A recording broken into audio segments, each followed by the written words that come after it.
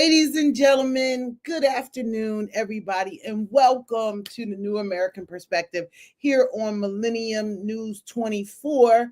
I'm your host, Nia Butler, and we've got so much to talk about today. And I want to start with something that has definitely been bothering me. I'm sure that if you're just tuning in, turning on your TV from around the world, you've seen yesterday was a big primary day in America. And our candidate, Luther Campbell, he did not win the election, but he won the popular vote across the nation. And I think that is important to say. And congratulations to Luke, being a former rapper from the group 2 Live Crew, getting out here and going to stand up for our community and our people across the board. But Black representation is dwindling in this country. And we fought so hard to be a part of this process. And we have been lethargic in getting out the vote, getting to the polls, understand what's going on. And it's slowly gaining on us to where we understand that if we don't get involved, we'll continue to be left out. So whose fault is this really? Is it our fault for not paying attention to the process? Or are we smart for not paying attention to the process because we know that it's, a bunch of malarkey behind it? Because I think that's what our community actually does. Our community actually says, listen, I don't feel like doing all of that with all of them, but I want to say that all of the money that makes sense in America goes through that whole process. Goes through the process of, we don't give to our candidates. We don't give money to our candidates. We don't really have a lot of expendable cash. We don't give to our candidates. We don't go and take the 2 minutes to an hour that'll take to vote for somebody. We don't take that time. And then we wonder why we're in these communities and we feel like prisoners in our own community. That's because we're not controlling. We have no say over what's going on. We are waiting for other people to tell us what to do. And then we want to push back as, why are you telling me what to do? Because obviously that you don't get it. So I'm a little worried about the Black representation in this country because we move to the wrong beat. We move to the beat of individual achievements. We move to the beat of one man versus the world. We move to the do you society, and everybody else is moving to a different tune. So what happens to us is the crazy part of that scenario. What happens to us? Where do we go if we don't have representation? Where do we go if we don't have people governing us that understand us, that understand our real plight, and that the plight is not, oh, we've got to have affordability. When are we going to move from survival of the fittest to living? Nicki Minaj famously said the line, everybody lives, Drake. Everybody lives. Everybody dies, but not everybody lives. So where does that leave us? Right? Where does that leave us? We always say, Black people, vote, vote, vote, vote. Who should we vote for? Why should we vote for them? We need a whole new civics class on this process because the Democratic Socialists of America, they're coming for you. And they're strong because they're united. They're strong because they got down the basics now. Put some money in the campaign. Get a candidate to support your issues.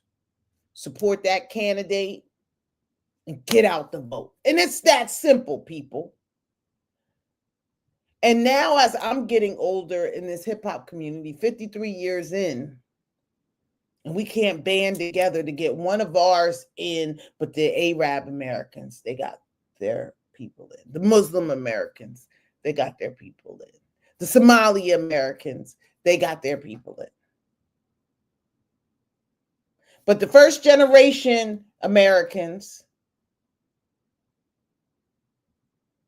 West Indians, Black Americans, first generation, and the native Black Americans, we can't get it together. We can't get right. Remember in Life, Can't Get Right? Let Can't Get Right get a couple swings. Is that what we wanted to be labeled, people? Can't get right? Do we want people to continue to look over us, look through us, look past us? They don't vote. They're not coming out. They're not going to support you. Is this post-traumatic stress or is this intentional? I think we need to take a look at it.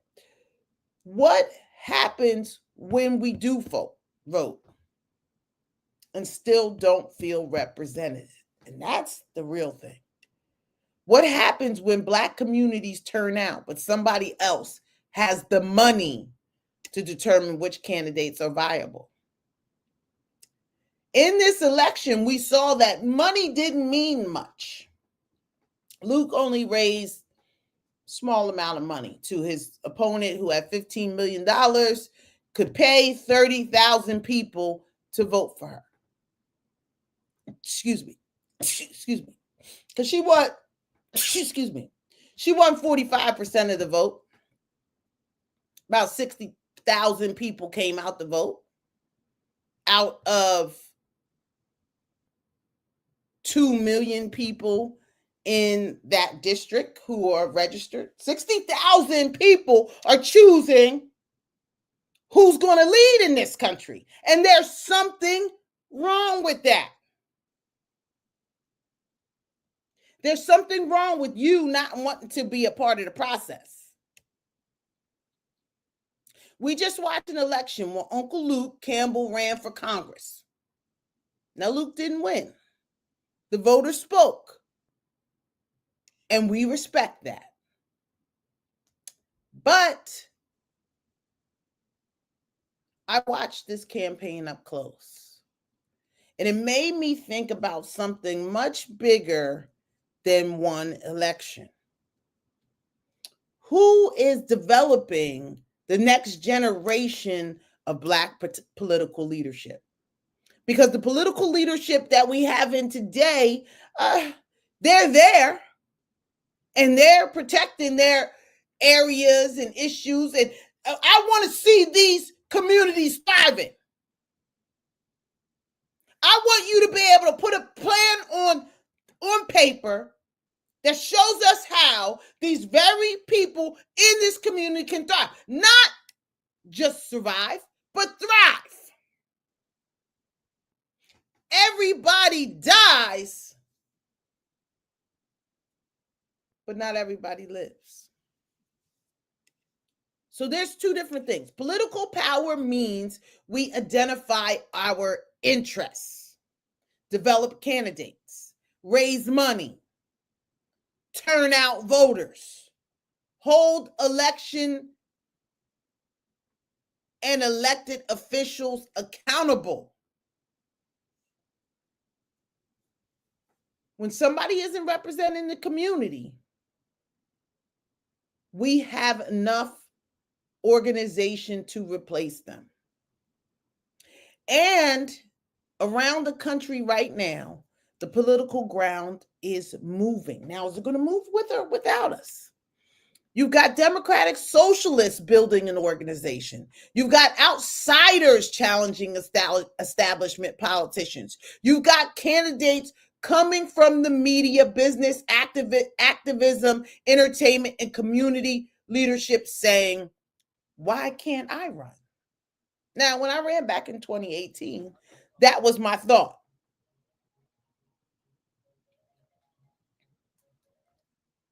That was my thought back in 2018. I said, if I get out here and present myself as a common sense candidate who looks like a normal person, other people will vote too. So it worked. It worked.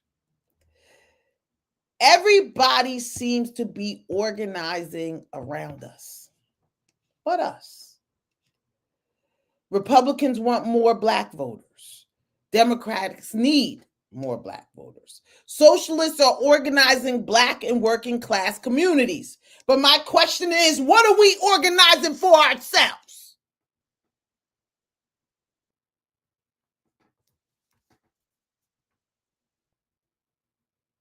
Our ancestors didn't die for the right to vote just so somebody can call us every 2 to 4 years and say, hey, we need you to show up for our vote again. Vote for us. You need a couple dollars right now?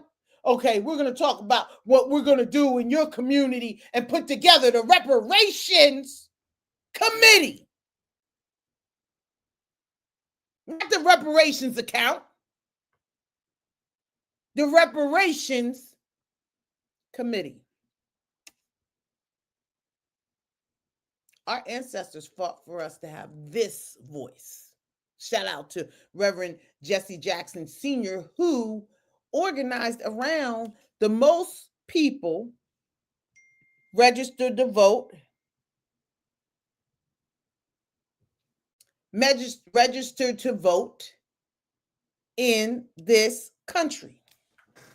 Reverend Jesse Jackson Sr. So I ask you, what are we going to do?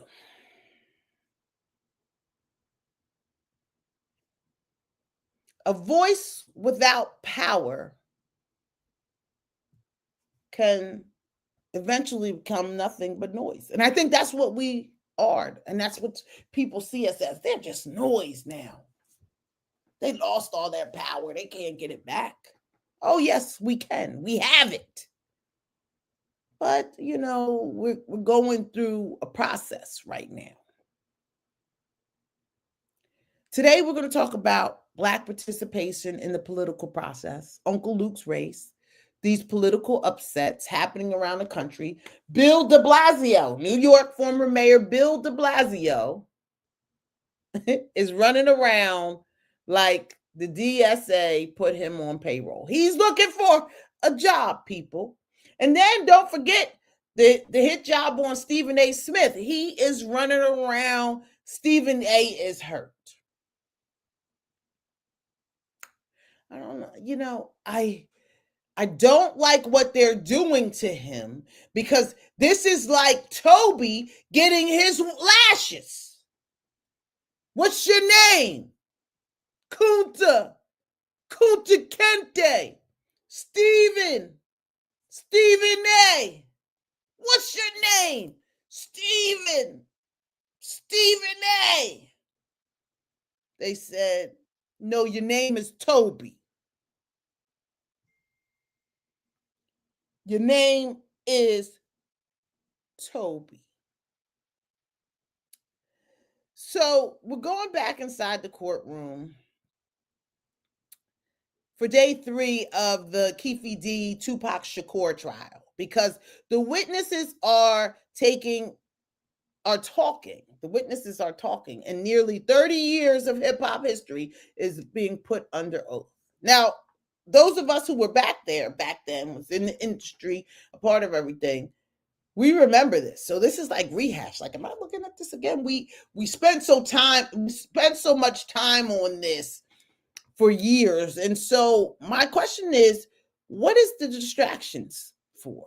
Why are we always looking to distract the Black community? From what? Why? What are we really looking to gain from them? Let's get started. I'm a citizen, and you know the drill. This is my perspective. So let's talk about Bill de Blasio. I think Bill de Blasio got himself a new job. Apparently, he's the unofficial spokesperson of the Democratic Socialists of America, if you haven't seen him lately. Because every time I turn around, Bill de Blasio is somewhere telling us how great this socialist movement is. And I've got a question about this. I'm thinking, Bill, you already had New York City. I don't know. I don't want to say he did a terrible job. He was worse than Eric Adams, and then Eric Adams, and now Mom Dami. I don't want to say that. We know that. But you had 8 years, Mr. de Blasio. And he was going for a presidential run, but they knocked him down with all the money that him and his wife was, sweeping under the table. I don't know. You tell me. You tell me about it. Right? Write home about it. So we have that, right? Am I all right? We're going to go to a break because I am long-winded this afternoon. We're going to go to a break, and we're going to come right back. And we're talking about Bill de Blasio and the Democratic Socialists of America making their debut on American soil. We'll be right back here on Millenium News 24.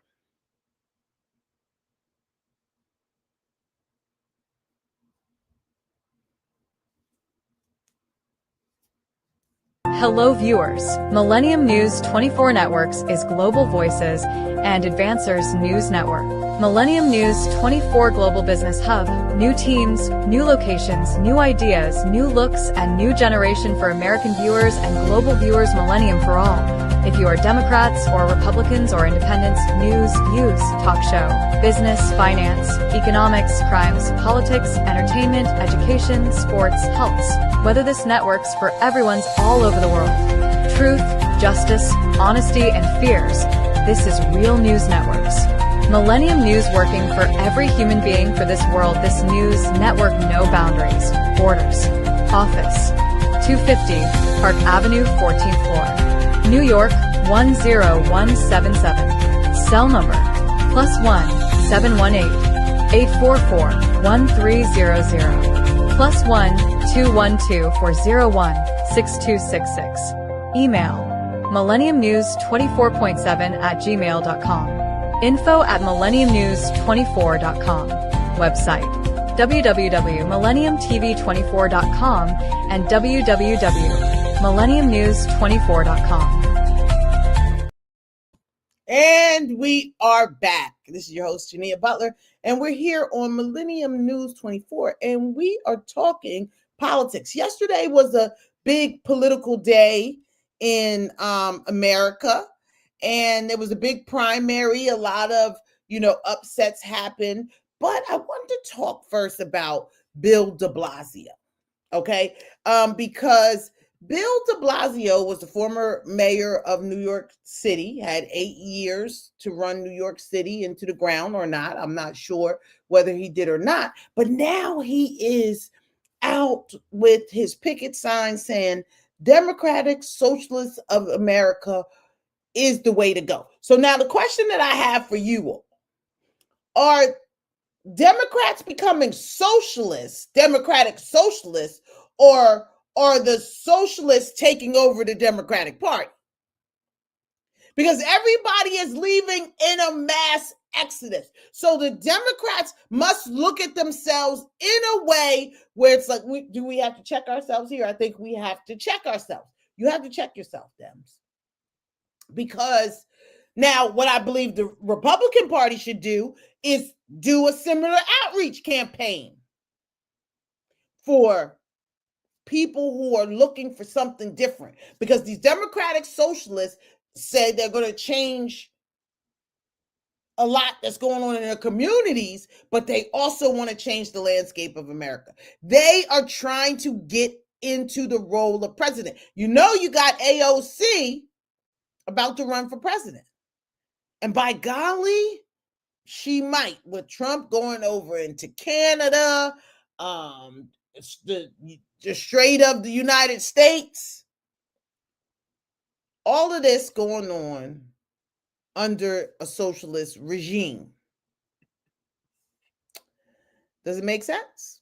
I don't know, but we got to get a hold of this. They've got over 100,000 members. They're organizing. But Bill de Blasio needs to get a commission check because he's out here writing cash.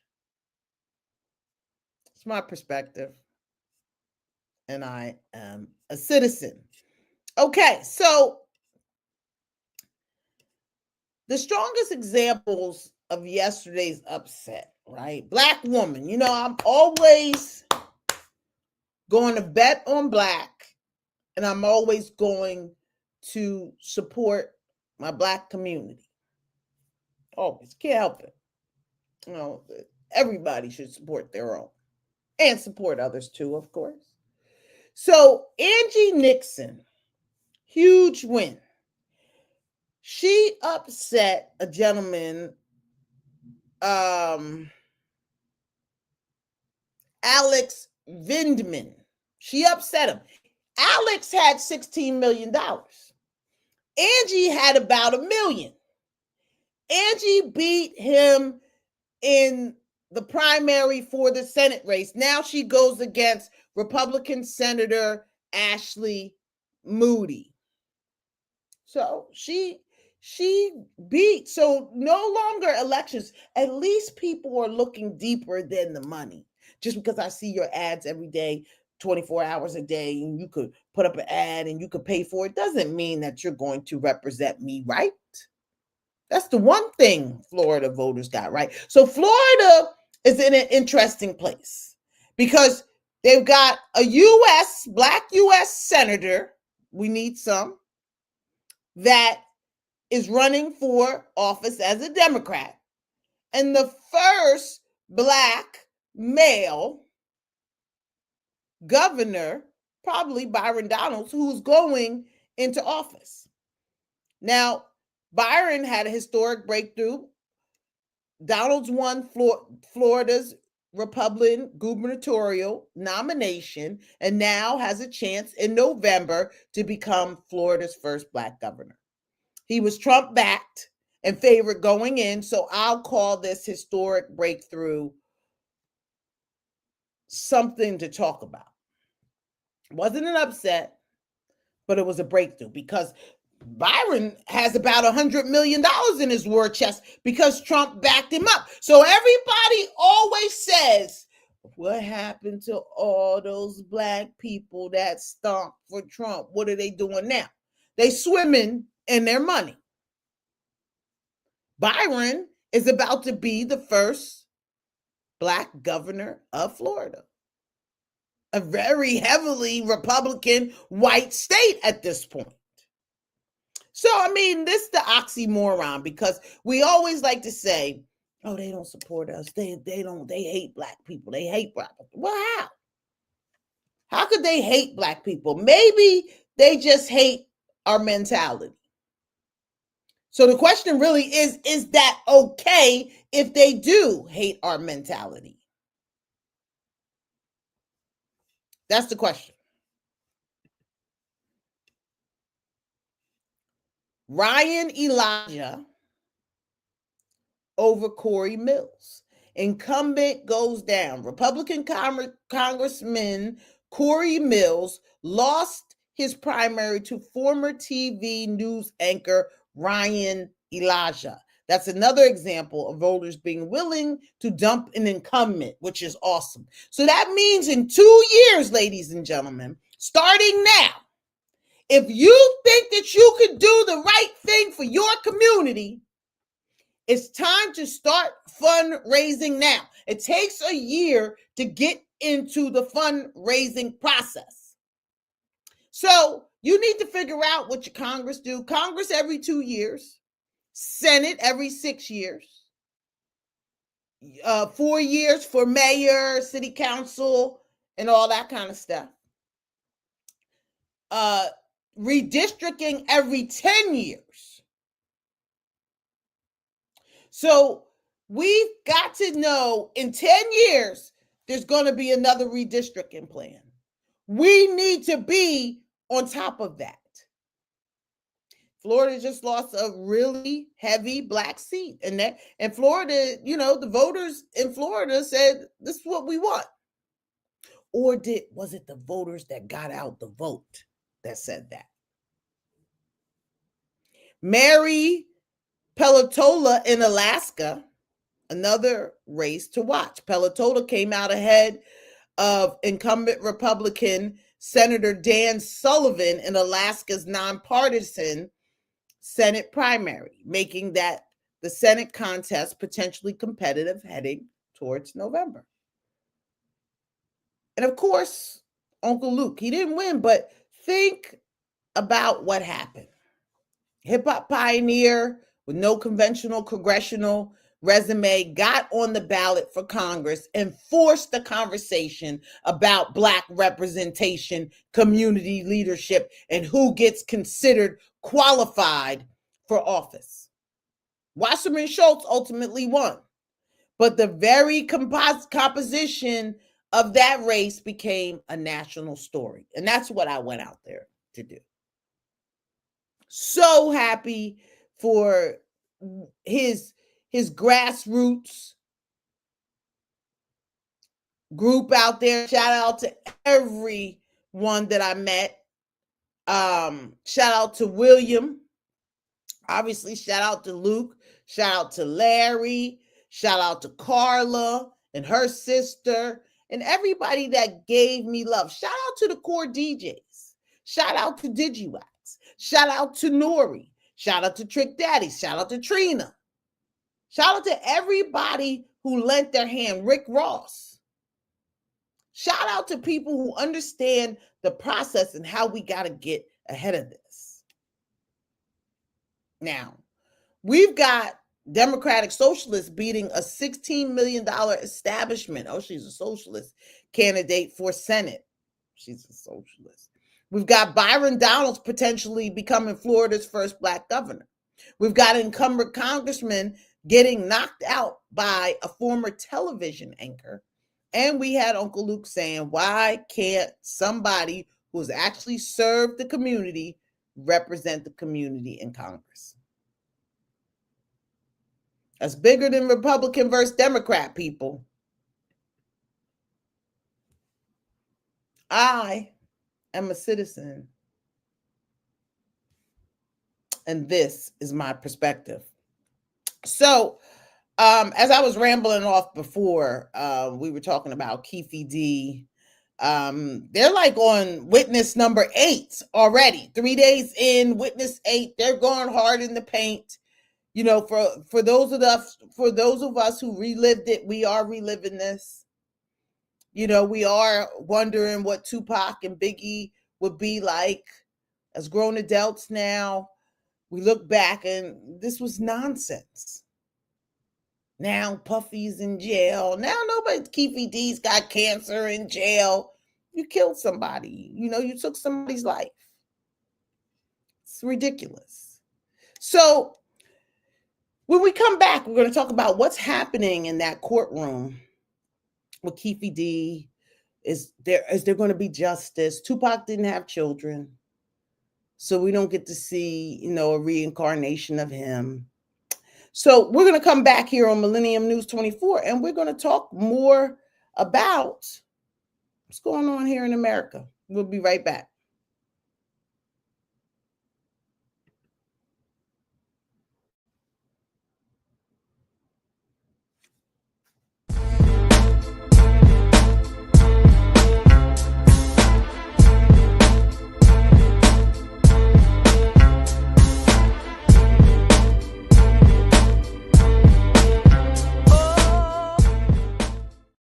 And we are back here on Millennium News 24.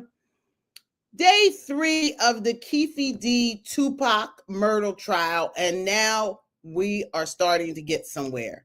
After nearly 30 years of rumors, docuseries, interviews, and conspiracy theories, people who are actually around death row records are sitting in a courtroom under oath. And one of the biggest names we've heard from so far is Reggie Wright Jr., the former head of security for Death Row Records. Wright testified that on the night Tupac was shot, he was at a club 662 and didn't know where Tupac was moving around Las Vegas. He said after the shooting, he went to the hospital and put 2 security guards outside of Tupac's room. And when prosecutors asked about the theories that Reggie Wright himself had something to do with Tupac's murder, he denied it. But here's where it gets interesting. Mob James McDonald, who was running security at Club 662, backed Reggie up, which was really interesting. So now they're banding together. They're not trying to go to jail in their old age. When prosecutors asked whether Reggie could have been coordinating Tupac's murder, Mob James basically said impossible. Then Mob James became one of the most fascinating witnesses we've seen. He told the court, treat me as a hostile witness. He didn't want to talk about certain things that happened after Orlando Anderson was beaten. But eventually he acknowledged that after Tupac's murder, a gang war erupted in Compton and that Keffe D and Orlando Anderson were among the people being sought. So Orlando Anderson was Keffe D's nephew. He has since expired. And here's another important piece. A former hotel security officer testified that he heard multiple volleys of gunfire and possibly 9 to 15 shots. A retired Vegas detective testified that shell casings recovered from the street had markings consistent with a Glock handgun.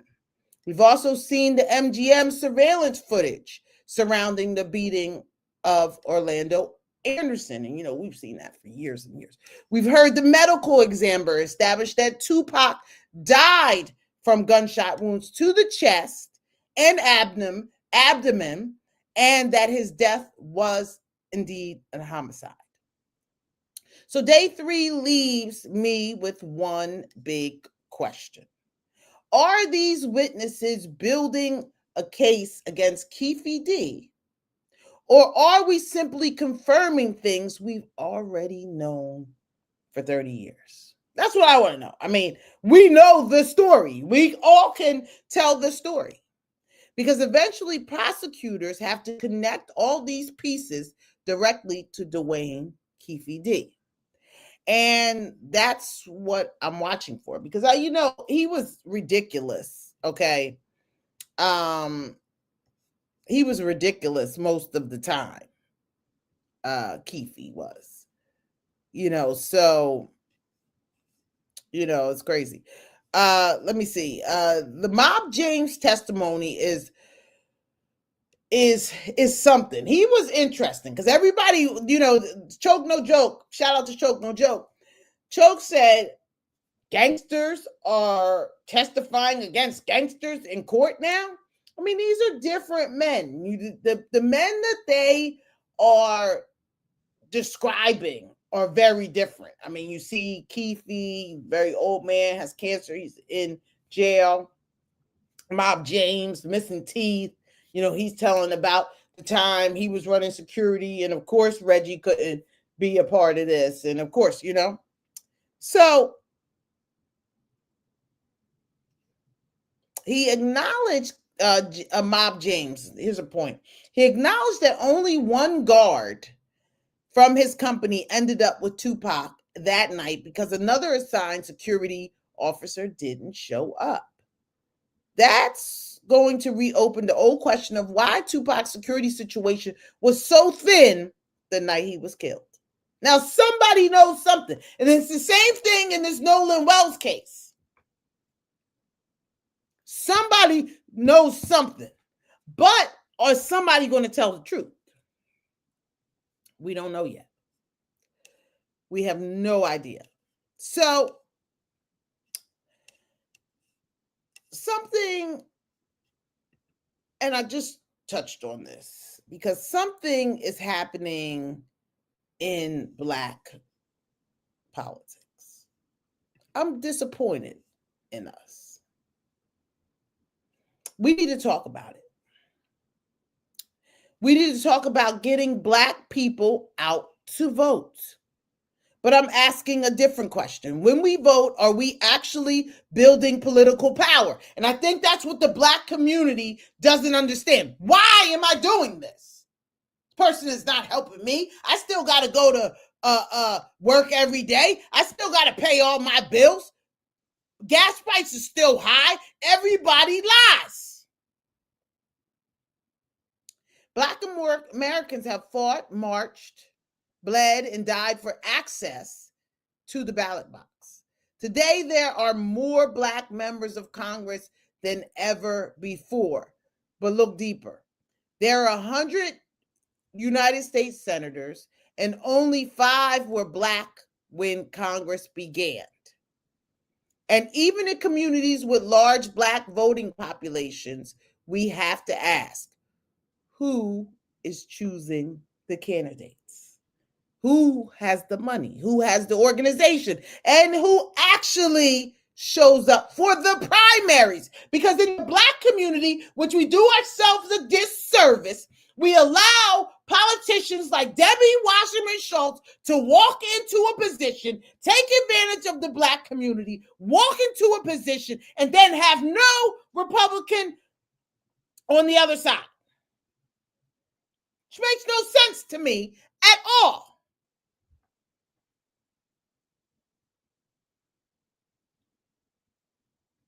You don't wait until November. Black people, Democrats, get elected during the primary. And it's a short period of time.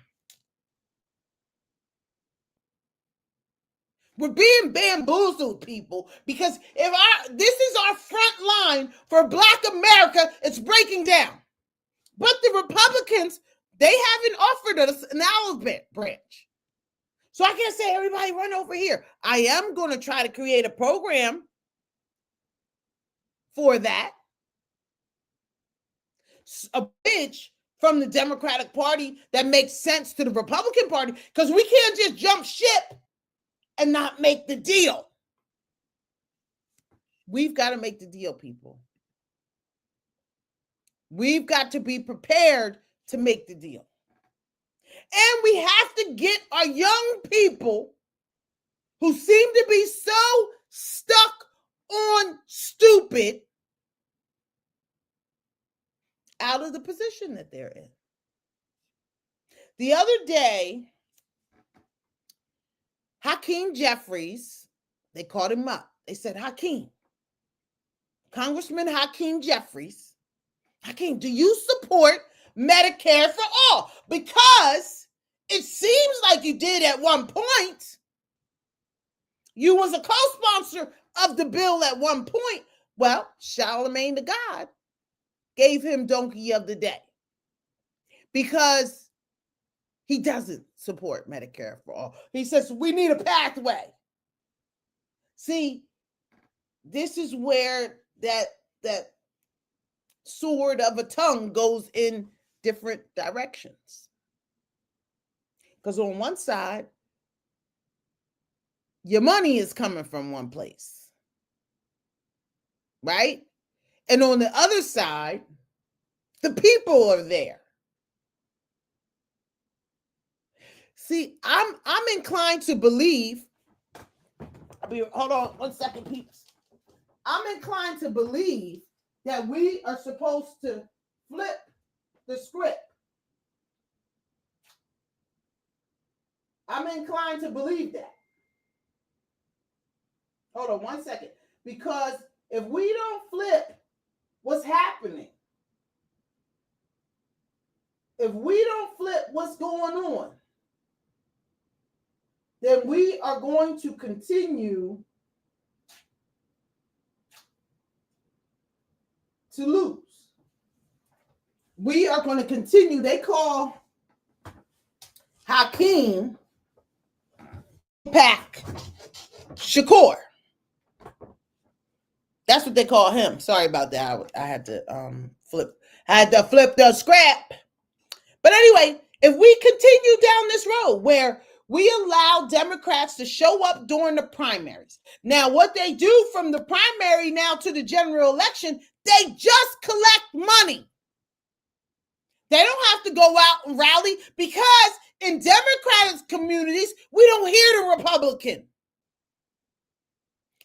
All of the money is going through the political process, and we are not participating in the political process. How does that sound? It sounds asinine, but it's happening. And the people that so-called supporting us or so-called care about us don't tell us, get with it. I'm with Stephen A. when he said, let's vote Republican. But not for nothing, Stephen A. You don't just vote Republican to vote Republican so the Democrats, somebody's got to deserve our vote. Somebody's got to work for our vote. Work, the primary is just what, they should just take the primary away in Democratic. That's the general election is your primary. You are leaving too much money on the table when you have no opponent. We don't have to be on one side. What difference does it make if I'm a Republican and you're a Democrat and we've got different ideas and in November we get to pick? This is a big trick.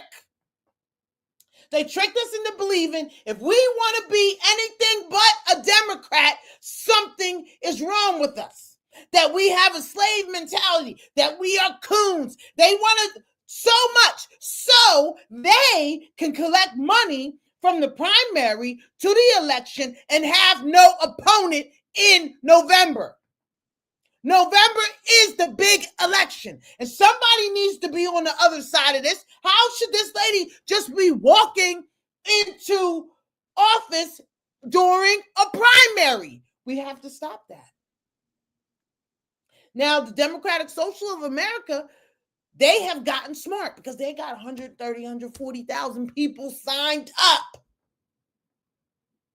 under the Democratic Socialists. So they're going into smaller spaces and smaller communities, seeing where they can win and winning small, and then they're going for the presidency.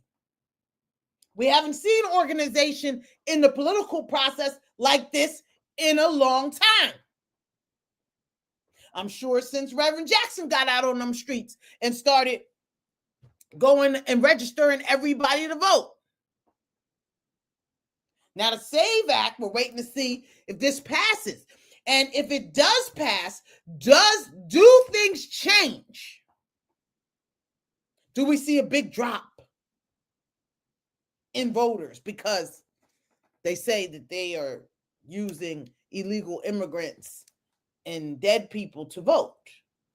So it should be, if you have your ID, and everybody should have ID.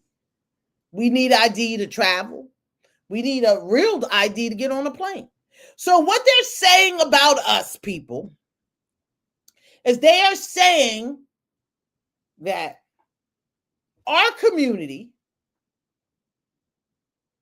doesn't travel. They don't get on planes. They don't have IDs. So these people are the people that you want to vote that don't even understand the process. I want the people who understand the process to vote, and I want the people who understand the process teach those who don't know the process. Because everybody is scared of the Obama-like surge because they know for the right things and the right reason we will get up and support our candidates. But it takes too much. It takes too much. Don't save her. She ain't trying to be saved. J. Cole. Is that where we're at, people? Are we not trying to be saved? Are we focused on the wrong things? Of course we are. In a lot of ways. So we're going to go to a break. And we're going to come back. And we'll talk our last 15 minutes and see how this hour goes so quick when we know what we're supposed to be talking about. We'll be right back here on Millennium News 24. I'm your host, Jania Butler, and I'll see you in a minute. Hello viewers, Millennium News 24 Networks is Global Voices and Advancers News Network. Millennium News 24 Global Business Hub, new teams, new locations, new ideas, new looks, and new generation for American viewers and global viewers. Millennium for all. If you are Democrats or Republicans or independents, news, views, talk show, business, finance, economics, crimes, politics, entertainment, education, sports, healths. Whether this network's for everyone's all over the world. Truth, justice, honesty, and fears. This is Real News Networks. Millennium News working for every human being for this world. This news network, no boundaries, borders. Office, 250 Park Avenue, 14th floor. New York, 10177. Cell number, +1 718 844 1300. +1 212 401 6266. Email, millenniumnews24.7@gmail.com. info@millenniumnews24.com. Website, www.millenniumtv24.com and www.millenniumnews24.com. And we are back here on Millennium News 24. I'm your host, Jania Butler. We're talking a lot of stuff. We're talking the election yesterday. We're talking where we stand, where we're going in this country. Because right now we've got 15 minutes before our future ends here. But what are we going to do now, people? What is the memo? What is our mentality? What is the goal? What is our mission? I think that we need to revisit these things. Like I said, AI is something that we should focus on. I think that we should overpower it, just like we've done music in the hip hop community. I think that we should get really creative and figure out what the direction of AI is. And I think that we can totally do that because we're here now. Let's not let our uncomfortability get us left behind. Let's do that. That's first. And also, I just want to say before we leave talking about the Black voter, I want to give you some data. This is real data underneath what I just was screaming about. You know, I start screaming. I say, oh, you was on there screaming. The Black eligible electorate was projected at about 34.4 million people in 2024. So this is a substantial voting bloc, 34 million people. And the census shows why midterms and lower turnout elections matter. Participation changes significantly depending on the election, education, geography, and other factors. Black voters are not typically monolithic. Pew found 83% of Black voters backed Harris in 2024 and 15% backed Trump, with 21% of Black men supporting Trump. In July 2026, its poll continued to show substantial differences within the Black electorate.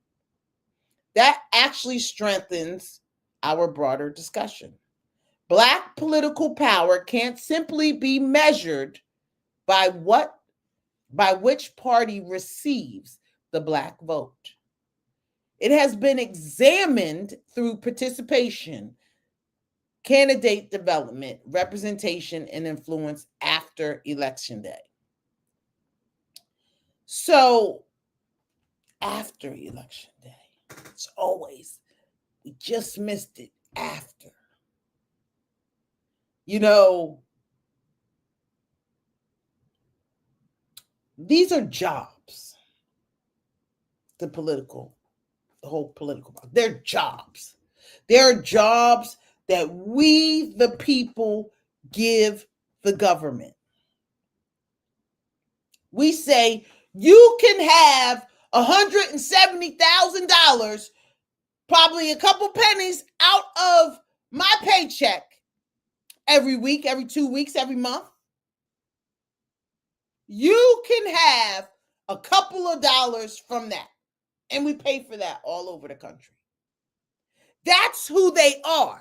So when you want to know where your money is going, some of it is going there. That's why it's important for you to vote, because you are paying for it. You are going to work and then paying for their salary with your tax money. So where does that leave us?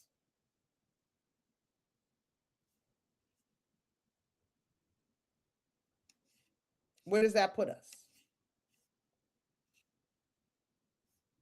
Does that put us in a good position or a bad position? Because now that we are supporting people and things that don't support us, and we don't mind. We do it all the time. We have to get involved, people. Young man that passed away, Reverend Jackson's political consultant, Frank Watkins, said to me back in 2012, Jania, your lifestyles, meaning the hip hop community, urban community, will not change until you get involved politically. I said, what? He said, yes. And he broke down to me, and I'm seeing it now. Every 10 years, the redistricting and how the Republicans are way ahead of us. There was just a new law in Chicago. Hold on one second. Let me tell you exactly what the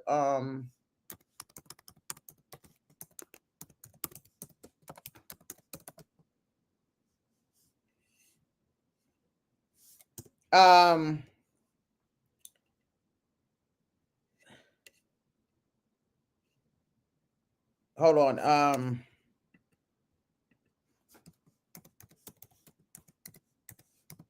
Now, Reverend used to always talk about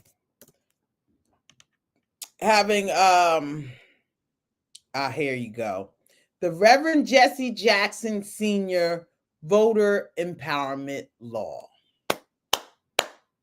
So happy to see this, because Reverend used to always say, when a child graduates,